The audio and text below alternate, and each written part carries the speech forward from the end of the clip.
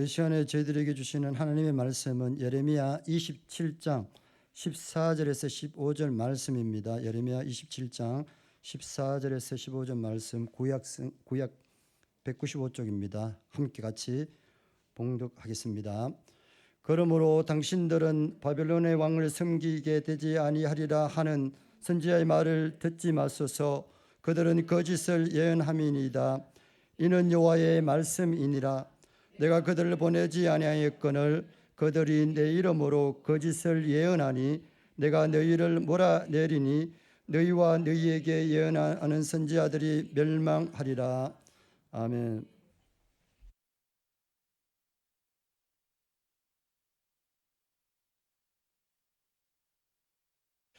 네, 대통령 선거가 이제 이틀 남았습니다. 그래서 제가 지난주와 이번 주는 좀 흥분된 마음들을 내려놓고 적어도 하나님 믿는 우리들은 성경의 말씀을 통해서 이 시대를 좀 보고 정치적인 상황들도 좀 보았으면 하는 마음에서 이 시간 말씀을 전하고 있습니다.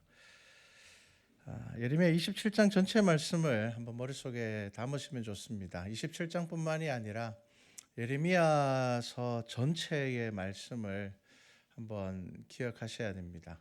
지금 예레미야는 하나님의 말씀을 계속 전하고 있습니다. 이렇게 주구장창 정해야 되는 이유가 뭘까요? 안 듣는다는 겁니다. 우리가 성경을 보면 이제 믿음의 사람들이 있습니다. 아브라함이나 모세나 그런 등 사람들이 있고요. 특별하게 하나님의 말씀을 전하는 사람들이 있습니다. 그들을 우리는 선지자라고 이야기하기도 하고 예언자라 이야기하기도 합니다. 그런데 이제 성경에 등장하는 선지자들 중에 한번 찾아보십시오. 편한 삶을 산 사람이 단 한 사람도 없습니다. 이해가 되십니까? 하나님의 일을 하는데 왜 형통하지 않습니까? 하나님의 말씀을 전하는데 왜 사람들로부터 인정받지 못합니까? 왜 선지자들은 끝까지 고생만 하고 거짓 선지자들은 마지막에는 멸망하더라도 늘 대접받는 사람들은 거짓 선지자들이었습니다. 왜 그럴까요? 선지자들이 핍박을 받는 이유는 백성들이 듣고 싶은 말과 하나님이 하시는 말씀이 다르기 때문입니다. 다르기 때문입니다. 인간은 늘 하나님의 뜻보다는 자신의 생각이 더 중요합니다.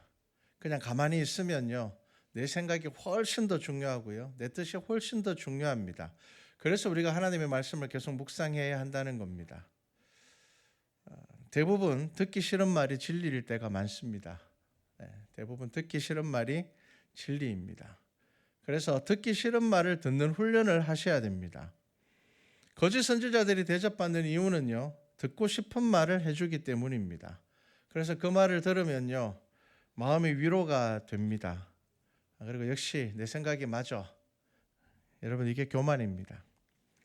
자, 오늘 우리가 묵상한 예레미야 말씀을 잘 보셔야 됩니다. 예레미야가 지금 하나님의 말씀을 이스라엘 백성들에게 전합니다.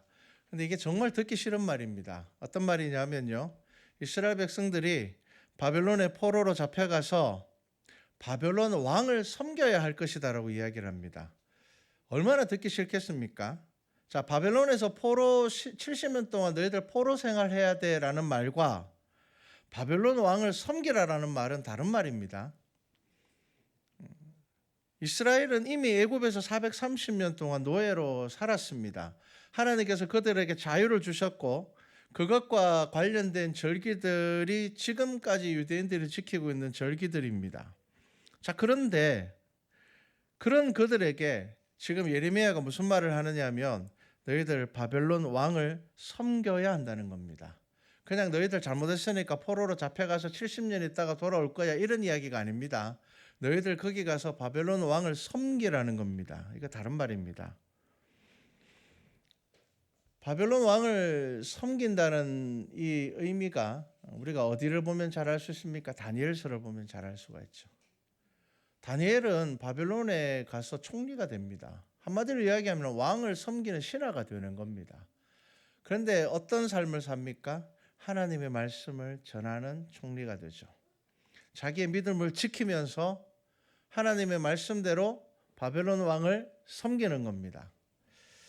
자, 그랬기 때문에 다니엘이라는 이 위대한 사람을 통하여서 하나님의 말씀과 그리고 메시아에 대한, 그리스도에 대한 예언이 다 이루어지는 것을 이스라엘 백성들이 알게 됩니다.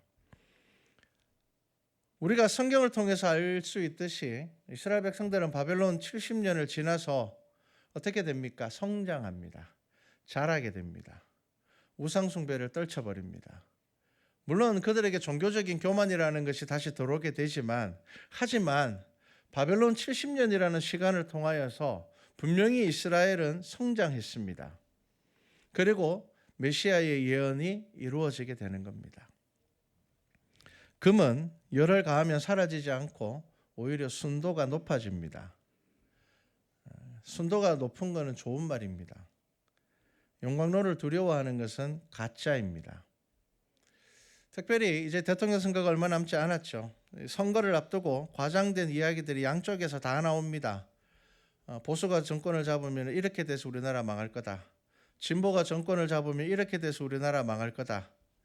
적어도 하나님을 믿는 저와 여러분은 하나님의 말씀으로 잘 걸러 들으셔야 되는 겁니다.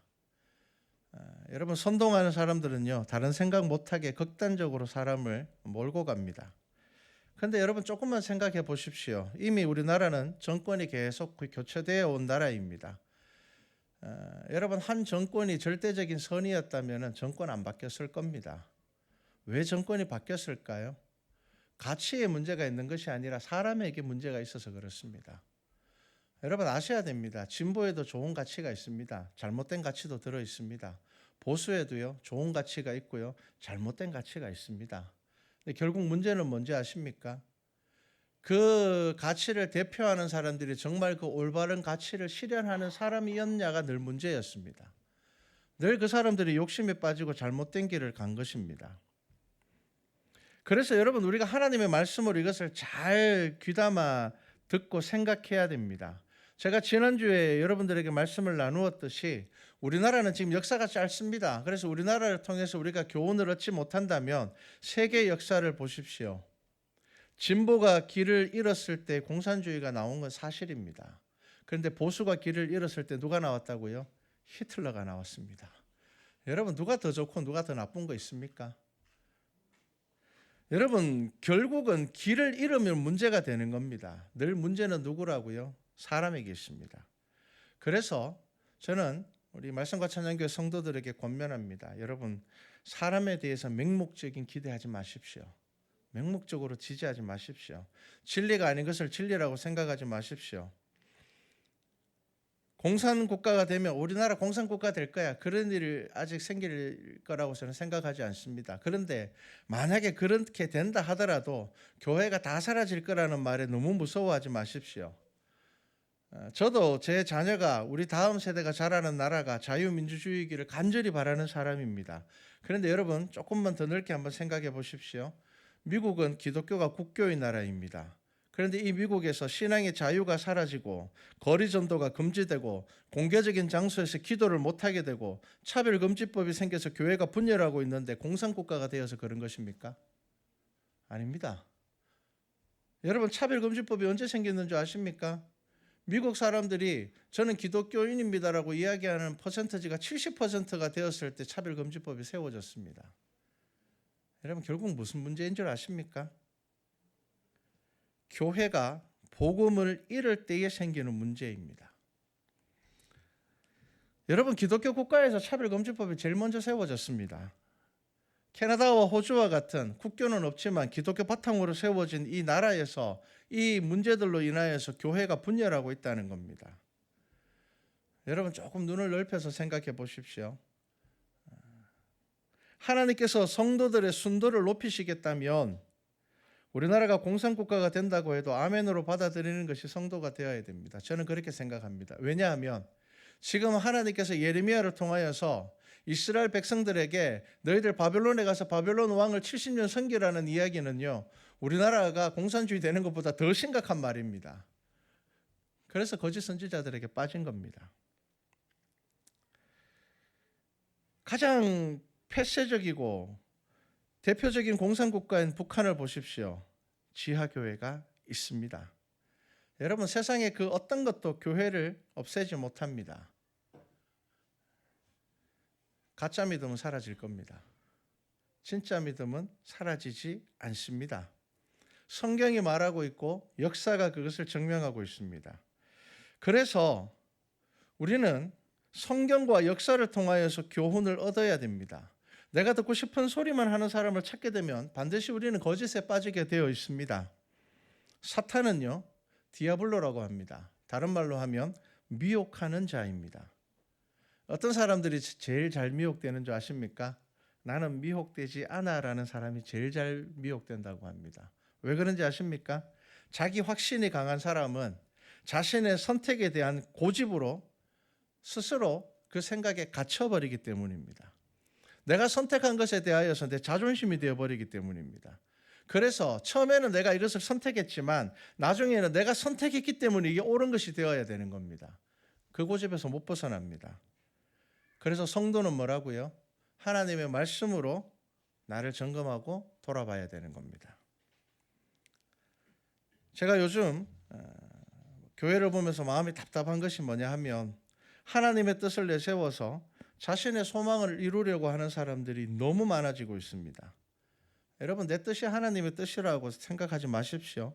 교만입니다. 여러분, 1번이 되든 2번이 되든 하나님의 역사에서 벗어나지 못합니다. 여러분, 이게 우리 믿음 아닙니까? 지금 이스라엘 백성들이 왜 거짓 선지자 따라가는 줄 아십니까? 어떻게 하나님의 백성이 바벨론의 왕을 숨길 수가 있냐는 겁니다. 그러니까 예레미야가 거짓 선지자라는 겁니다. 여러분, 우리가 그 오류를 범하고 있습니다. 여러분, 이건 옳고 그름의 문제가 아닙니다. 1번이 옳고 2번이 옳고의 문제가 아닙니다. 우리 그거 잘 모릅니다. 우리가 생각해서 최선을 다해서 우리는 선택할 뿐입니다. 제가 여러분들에게 이 말씀을 드리는 이유가 뭔지 아십니까? 여러분, 선택이 하나님의 뜻이라고 착각하면 그거 교만되는 겁니다. 우리가 신앙 안에서 분명히 이해할 수 있는 것은 무엇입니까? 이 세상 모든 역사는 하나님의 뜻에서 벗어나지 않는다는 겁니다. 여러분, 그것이 신앙의 기준이 되어야 되는 겁니다. 여러분, 교회는 지금 분열하는 것으로도 이미 복음의 가치를 잃어버리고 있다는 것, 여러분 아셔야 됩니다. 여러분, 교회가 똘똘 뭉쳐서 자, 1번이 진리다 혹은 2번이 진리다 이렇게 이야기를 하면요, 그나마 낫습니다. 그런데 목사님들이 두 쪽이 되어서 한쪽은 여기가 옳고 한쪽은 저기가 옳더라고 이야기를 한다면 그냥 그것이 내 생각에는 그게 옳다라고 이야기하면 괜찮은데 그것이 하나님의 뜻이라고 이야기하는 순간 하나님을 믿지 않는 사람들이 볼 때 교회를 보고 무슨 생각하겠습니까? 교회는 한 분 하나님이 아니고 두 분 하나님을 모시고 있는 모양이다. 저 사람들은 성경을 보면서도 성경을 모르는 모양이다. 어떻게 목사들이 의견이 나눠질 수가 있는가? 어떻게 똑같은 성경을 보면서 한쪽에서는 이렇게 이야기하고 한쪽에서는 저렇게 이야기할 수 있는가? 우리 안에서는 그것을 진리의 싸움으로 싸우고 있지만 하나님을 알지 못하는 이들에게 우리가 분열하는 것만으로도 이미 교회는 진리를 잃어가고 있다는 겁니다. 여러분, 정치는 선택이기 때문에 투표를 하는 겁니다. 선과 악의 문제면 투표를 왜 합니까? 여러분, 정치를 선과 악의 문제로 만드는 순간 진리는 사라지고 하나님의 뜻도 사라지고 교회는 힘을 잃습니다. 지난주 말씀을 기억하십시오. 예수님께서 분명하게 말씀하십니다. 하나님의 나라는 이 땅에 속한 것이 아니다. 여러분, 어떤 사람이 대통령이 되어도 하나님의 나라가 가까워지지는 않습니다. 나라가 잘 살게 될 수는 있고 못 살게 될 수는 있을 겁니다. 이게 진리의 문제가 아니기 때문에 선택하는 겁니다. 성경이 그렇게 가르치고 있는 겁니다. 여러분, 교회는 회개하고 하나 될 때에 하나님의 영광이 나타납니다. 여러분, 그 진리를 깊이 있게 묵상해 보십시오. 제가 참 마음이 아픈 것은 몇 주 전부터입니다. 강단에서 정치 이야기 안 하면 가짜 목사라는 말까지 들리는 시대가 되었습니다. 여러분, 이게 얼마나 심각한지를 아셔야 됩니다. 갈라디아서 6장 14절 말씀을 보면요, 이런 말씀이 있습니다. 사도 바울의 이야기입니다. 그러나 내게는 우리 주 예수 그리스도 십자가 외에 결코 자랑할 것이 없으니 그리스도로 말미암아 세상이 나를 대하여 십자가에 못 박히고 내가 또한 세상에 대하여 그러하니라. 예수 그리스도를 만나기 이전에 사도 바울은요, 바리새인으로서 굉장히 많은 철학적인 지식과, 그리고 바리새인이라는 이 단체 집단 자체가 유대인의 정치적인 단체였습니다. 사두개인들과 바리새인은요, 오늘날 여당과 야당과 같은 존재들입니다. 그랬던 바울이 예수 그리스도를 만나고 난 이후에 그가 하는 고백이 무엇인지를 보셔야 됩니다. 나는 결코 그리스도 십자가 외에 자랑할 것이 없다는 겁니다. 여러분, 요즘 그리스도인들을 보면, 특히나 정치에 몰입되어 있는 분들은 보면 예수님은 자랑 안 하면서 자기가 지지하는 정치인은 자랑하고 다닙니다. 여러분, 이거 잘못된 거 아니겠습니까? 정치인 자랑하셔도 됩니다. 그런데 그보다 더 예수님을 자랑하십시오. 여러분, 그게 믿음입니다. 예수님께서 내게 베풀어 주신 은혜는 자랑하지 않으면서 내가 오늘을 살아가는 이 힘이 하나님의 말씀으로부터, 십자가의 은혜로부터 왔다는 것은 자랑하지 않으면서 내가 지지하는 정치인들에게만 몰입되어서 살아가는 것, 여러분, 그것은 잘못된 것입니다.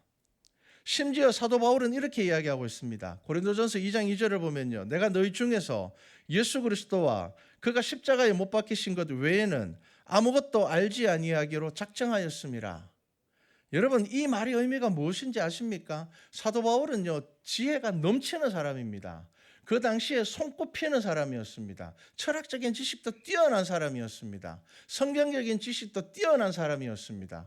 그런데 그가 예수 그리스도를 만나고 하는 고백이 뭐라고요? 나는 그리스도의 십자가 외에는 이야기하지 않겠다는 겁니다. 나 다른 거는 모르겠다는 겁니다. 왜 그럴까요? 그가 갑자기 무식해져서 그럴까요? 아닙니다. 그가 예수 그리스도를 만나고 난 이후에 깨닫게 된 것이 있습니다. 예수 그리스도 외에 다른 것들은 진리가 아니라는 겁니다. 여러분, 잘 생각해 보십시오. 저도 정치적인 성향이 있습니다. 그런데 저는 사람을 절대로 믿지 않습니다. 그냥 우리나라의 지금 상황에 어떤 가치가 더 중요한가에 대해서 고민하는 겁니다. 지금 우리나라 상황에 어떤 가치가 더 중요할까? 제가 처음에 이야기했던 것처럼 진보적인 가치 안에 좋은 거 있습니다. 나쁜 거면 다 있지 않습니다. 보수적인 가치 안에도 좋은 게 있고 나쁜 게 있습니다. 그런데 고민해야 될 것은 지금 우리나라 상황에 뭐가 더 좋을까? 최선을 다해서 고민하고 선택하는 것입니다. 사실 이번 선거는요, 투표하는 것 자체에 결단이 필요한 선거가 되어버렸습니다. 금식해야 되나 지금 뭐. 이거는 그냥 선택할 수 없는, 정말 사람을 보면 찍을 사람은 아무도 없는 것 같고 고민하는 겁니다. 정말 저 사람이 자기의 진영을 대표할 만한 그 진정한 가치를 가지고 있는 사람인지를 고민해야 되는 겁니다. 그냥 막 생각하시면 안 됩니다. 그게 고민입니다. 교회는, 이 강단은 진짜 하나님의 나라를 선포하는 곳이 되어야 됩니다. 가짜 하나님의 나라를 선포하면 안 됩니다. 정치적인 혼란을 틈타서 인기를 얻고 돈과 명예를 얻는 이들 눈에 안 보입니까? 저는 그런 사람들이 너무 눈에 많이 보입니다. 이 나라는 일제강점기도 6.25 전쟁도 이겨낸 나라입니다. 그때 우리나라에 대단한 지도자 있었습니까? 진보와 보수의 개념이 있었습니까? 지금 와서 그 시대를 그렇게 해석하는 것뿐이지, 그 시대는요, 그냥 너무 힘들고 어려워서 이거 이겨내야 되겠다라는 생각밖에 없었던 시대였습니다. 여러분, 우리나라 독립운동의 역사를 한번 보십시오. 선교사님들을 통하여서 성경 공부를 한 이들이 독립운동의 시작이 되었습니다. 우리나라 6.25 전쟁을 지나고 난 다음에 우리가 어떻게 회복할 수 있었습니까? 어떻게 6.25 전쟁에서 우리가 이길 수 있었습니까? 기독교 국가를 중심으로 한 다른 나라의 도움으로 자유를 찾았습니다. 우리 힘으로 자유 찾지 못했습니다. 우리가 자유를 찾았지만 잘 살 수 없는 나라였습니다. 자원도 없고 기술도 없고 배우지도 못했고 무속이 가득한 나라였습니다. 세상에 어떤 나라도 우리나라가 이렇게 잘 살게 될 거라고 생각하지도 않았습니다. 제가 이 설교를 준비하다가요, 새마을 운동 노래가 생각이 나더라고요. 여러분 기억나시는 분 있습니까? 제 세대 위로는 한번 다 기억해요. 제가 무슨 생각 들었는가 하면, 와, 우리 얼마나 가난했으면 내가 40년도 더 된 이 노래가 생각이 날까? 가사 아무것도 없잖아요. 여러분 솔직히 새마을 운동 가사 뭐 있습니까? 잘 살아보세, 잘 살아보세, 우리도 한번 잘 살아보세. 그냥 앞도 끝도 없습니다. 그냥 잘 살아보자는 겁니다. 여러분, 우리가 얼마나 가난한 줄 아십니까? 제가 그 시대를 제가 그 나이 때 성인의 시대도 아니었거든요. 그런데 근데 진짜 그게 머리에 박혀 있습니다. 잘 살아보세요. 진짜 끼니를 제대로 먹지 못했던 우리의 부모님 세대들 이야기를 들어보면요. 여러분 우리 그런 나라였습니다. 잘 살아보세요였습니다. 진짜 삼시세끼 안 굶었으면 좋겠다라는 것이 온 국민의 염원이었던 나라였습니다. 여러분 정치인들이 대단해서 그때 이념이 대단해서 우리나라가 그 어려움을 이겨냈습니까? 아닙니다. 우리는 진짜 100% 은혜로 이겨낸 나라입니다. 하나님의 은혜로 이겨낸 나라입니다. 몇몇 선각자들과 회개하는 성도들로 인해서 지금 이렇게 잘 사는 나라가 되었습니다. 그런데 지금 이 나라 정말 불쌍한 나라 되었습니다. 왜 그런지 아십니까? 역사도 사상과 이념으로 해석하는 나라가 되어버렸습니다. 똑같은 인물을 놓고 한쪽에서는 정말 죽일 놈이라고 이야기하고 한쪽에서는 정말 좋은 사람이라고 이야기합니다. 여러분 이거 나라가 불쌍한 겁니다. 여러분 교회까지 거기에 따라가면 안 됩니다. 여러분 누군가가 어떤 사람에 대해서 우리나라의 역사적인 사람에 대해서 저 사람은 다 잘못했다고만 이야기한다든지 혹은 다 잘했다고만 이야기하면은 그 사람은 선동하는 사람이거나 선동된 사람입니다. 어떻게 이야기하는 것이 옳은 것입니까? 그 사람은 이런 것은 잘했지만 이런 것은 못했다고 이야기해야지 정상적인 생각을 하는 사람입니다. 어떤 사람도 100% 악이 될 수 없습니다. 그 어떤 사람도 100% 선이 될 수는 없습니다. 여러분 지금 이 과열된 이 분위기에서 상대방의 잘못된 것만 눈에 보인다면 이미 선동되거나 선동하는 사람입니다. 여러분 성도들은 깊은 고민과 생각을 해야 됩니다. 그 기준이 뭐라고요? 성경 말씀이 되어야 됩니다. 남이 해주는 이야기 듣고 결정하는 편한 삶을 선택하려고 하지 마십시오. 최선을 다하되 교만하지 마십시오. 정직하게 일하고 땀 흘린 만큼 얻으려는 나라가 되어야 됩니다. 일하지 않고 부를 누리려는 생각, 내가 수고하고 땀 흘리지 않으면서 먹고 사는 문제를 누군가가 해결해 줬으면 좋겠다는 생각은 버려야 됩니다. 우리나라는 여전히 자원이 없는 나라입니다. 우리나라는 수고하고 땀 흘리는 거 포기하면 망하는 나라입니다. 특히나 교회를 향하여서 저는 그런 생각이 듭니다. 예수 믿는 사람들이 이렇게 많으니 교회가 힘을 모으면 나라를 바꿀 수 있다는 생각, 여러분 그거 성경적으로 맞는 생각일까요? 여러분 성경 안에서 한번 찾아보십시오. 여러분 여리고성을 숫자로 밀어붙여서 무너뜨렸습니까? 하나님의 말씀으로 무너뜨렸죠. 그보다 훨씬 더 작은 아이성을 숫자로 밀고 들어갔다가 다 죽어버렸습니다. 망해버렸습니다. 여러분 성도의 수를 힘으로 생각하는 것은 성경적이지 않습니다. 하나님과 동행하는 한 사람의 순교자가 때로는 나라를 바꾸기도 합니다. 그런데 교만한 성도 수천만 명이 모여도 아무것도 하지 못합니다. 고집스럽고 욕심에 가득 차 있는 성도들의 수천만이 모여서는 아무것도 하지 못합니다. 제가 아까 이야기했지 않습니까? 미국이라는 나라가 기독교 수가 적어서 차별금지법이 세워졌습니까? 기독교 국가인데 거리 전도가 금지되고 공개적인 장소에서 기도 못하게 하고, 여러분 이거 기독교 수가 적어서 그렇게 된 겁니까? 아닙니다. 기독교인들이 찬성해서 만들어진 겁니다. 여러분 결국은 우리의 믿음의 문제였습니다. 결국은 우리 교회의 문제였습니다. 어떤 사람을 뽑을지는 여러분 기도하십시오. 그리고 그들이 내놓은 정책을 잘 보고 최선의 선택을 하십시오.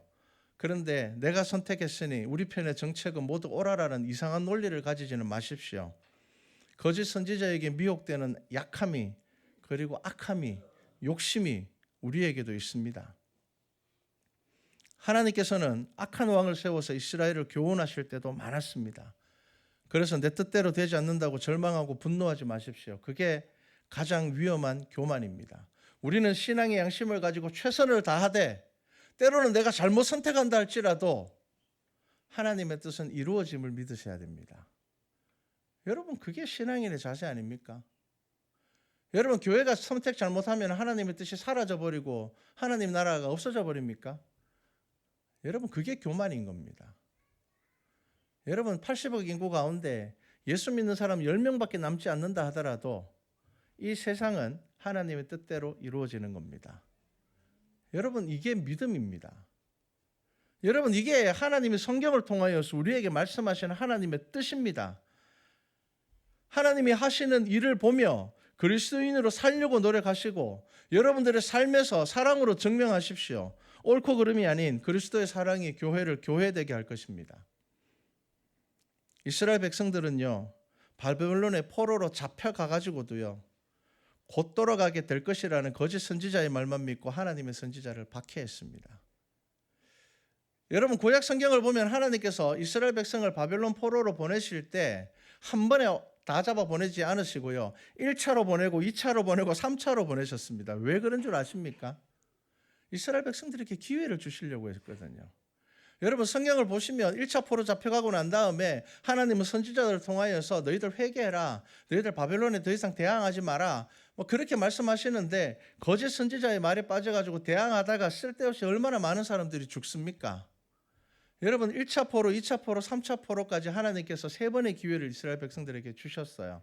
너희들 거기 잡혀가서 거기서 살아라, 거기서 집 짓고 농사 짓고 살아라, 너희들 거기서 바벨론 왕을 섬겨라. 하나님의 선지자를 통하여서 이미 말씀하셨고 그 말씀이 이루어져서 1차 포로가 잡혀갔음에도 불구하고 그들은 거짓 선지자 말을 믿었고 2차 포로가 잡혀가도 거짓 선지자의 말을 믿었고 하나님의 말씀이 이루어져도 그들은 거짓 선지자의 말을 듣는 겁니다. 1차 포로 잡혀가고 나니까 거짓 선지자가 뭐라고 이야기합니까? 곧 돌아올 거다. 그 말 듣는 겁니다. 처음에는 안 잡혀갈 거야 라는 말 믿다가 잡혀가니까 무슨 말 믿는다고요? 곧 돌아올 거야 라는 말을 믿는 겁니다. 여러분, 이게 우리의 고집입니다. 이게 우리의 욕심입니다. 내 뜻이 이루어져야 되는 겁니다. 그러니 여러분, 꼭 기도하시고 투표하십시오. 신앙의 양심을 가지시고 이 사람이 우리나라에 꼭 필요한 지도자인 것 같습니다. 하지만 하나님의 뜻은 다 알지 못하니 하나님의 뜻대로 이루어 주십시오. 기도하시고 결과에 대해서는 받아들이고 내가 싫은 사람이 되어도 그날부터 기도해 주십시오. 그 사람을 위해서가 아니라 나라를 위해서 기도하셔야죠. 여러분, 내가 원하는 사람이 되었다면 끝까지 그 사람이 욕심과 교만으로 길을 잃어버리지 않도록 기도해야 되는 겁니다. 여러분, 선동하는 사람들은요, 이 선거를 이기고 지는 걸로 만들어 버립니다. 여러분, 선거 끝나면 이제 시작입니다. 아닙니까? 시작이잖아요. 이제 진짜 그 사람이 자기 입으로 했던 약속을 지키는지를 지켜봐야죠. 시작인 겁니다. 선거를 이기고 지는 것으로 끝이라고 생각하면 선동된 사람입니다. 이제 내가 원하는 사람이 뽑혔으니까 알아서 잘할 거야. 여러분, 이거 선동된 겁니다. 진짜 잘하는지 지켜봐야 됩니다. 목소리 낼 줄 알아야 됩니다. 우리 편의 잘못은 애써서 이해하려고 하지 마십시오. 말해야 됩니다. 기도해야 됩니다. 하나님은 결코 악을 선하다 하시는 분 아닙니다. 하지만 성경을 보면 하나님은 때로는 악을 높이 세워서 우리를 깨닫게 하시는 분도 하나님입니다. 그러니 듣고 싶은 말이나 내가 원하는 일이 이루어지는 것만 생각하지 마시고 하나님의 나라의 백성들은 하나님의 나라를 위하여 고민하십시오. 무엇이 하나님의 나라를 위하는 것인지. 거짓 선지자가 대접받는 시대 누가 만든 겁니까? 고집과 욕심을 버리지 못하는 성도가 만드는 시대입니다. 하나님의 선지자가 힘을 얻을 때는 언제입니까? 이스라엘 백성들이 하나님의 말씀에 귀를 기울일 때입니다. 여러분, 우리 모든 성도들에게 권면합니다. 여러분, 하나님의 나라에 더 많은 관심을 좀 가지십시오. 제가 한국교회를 보면서 안타까운 게 뭐냐면요, 하나님의 나라에는 관심이 없는 사람들이 이 땅의 나라에는 목숨을 걸고 있는 것 같습니다. 이 땅의 나라에 관심 가지십시오. 그런데 적어도 그보다 더 하나님의 나라에 관심 가지십시오. 여러분, 뭔가 이상하지 않습니까? 여러분, 하나님의 나라가 우리에게 더 중요합니다. 이 땅의 나라도 중요하지만 하나님의 나라가 훨씬 더 중요합니다. 그리고 여러분, 믿음으로 반드시 생각하십시오. 이 세상에 그 어떤 사람도 하나님의 뜻을 벗어나지 못합니다. 여러분, 이게 우리가 세상을 바라보는 시선이 되어야 할 것입니다. 그래서 성도들은 이 땅에도 관심을 가지지만 하나님의 나라에 더 많이 관심을 가지고 예수님께서 말씀하셨던 것처럼 내 나라는 이곳에 속한 것이 아니라는 것이 어떤 의미인지를 기억하시고, 그래야여서 교회가 사명을 감당하고 하나님 앞에 섰을 때에 그때 우리는 하나님의 영광을 보게 될 것입니다.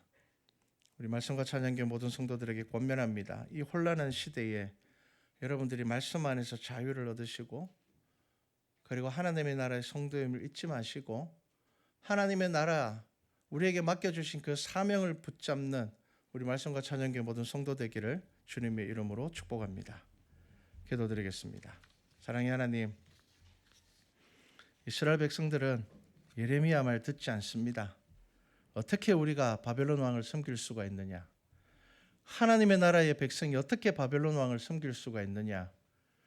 그들은 하나님의 뜻을 바라보는 것이 아니라 자기들이 원하는 것만 바라보면서 살았습니다.